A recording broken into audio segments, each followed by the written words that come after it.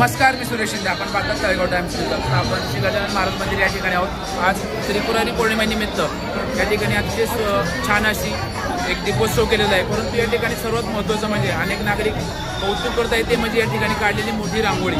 अतिशय आखीवरेखी अशी रांगोळी ज्या कलाकारांनी काढले एकच कलाकार आहे आणि आज तो आपल्यासोबत आहे. आपण त्याच्याकडे थोडं जाणून घेऊ की नक्की त्यांची ओळख काय आणि ही जी रांगोळी काढली नक्की याला किती वेळ लागला आणि अधिक माहिती आपण त्यांच्याकडे थोडं जाणून घेऊया.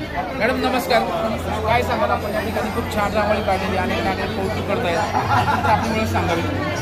माझं नाव राजश्री आहे. अशी पण आपली मनसुख नसते. मी प्रोफेशनल आर्टिस्ट आहे. ऑल ओव्हर इंडिया रांगोळीचं काम करते. मी कलाकुडी शिकलेली नाही आहे, परमेश्वरी नाही.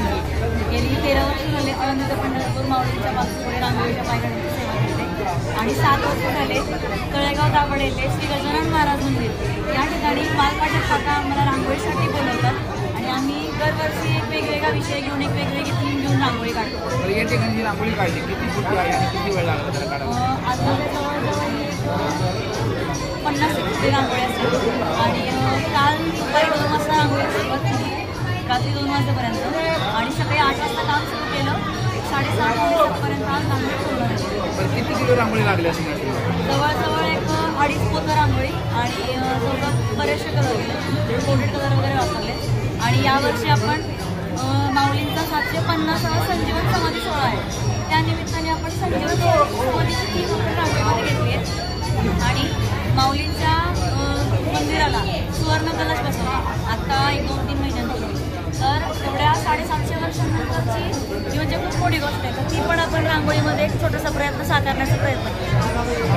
धन्यवाद.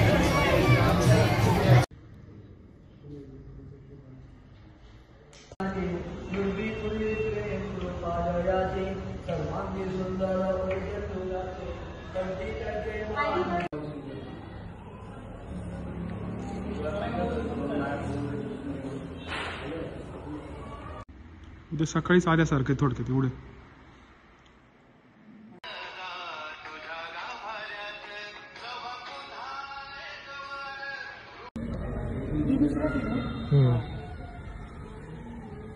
समाधीला दीपही काय आणि समाधी आपुलकी शब्द आहे. मोठी मोठी व्याख्या काय पडतात.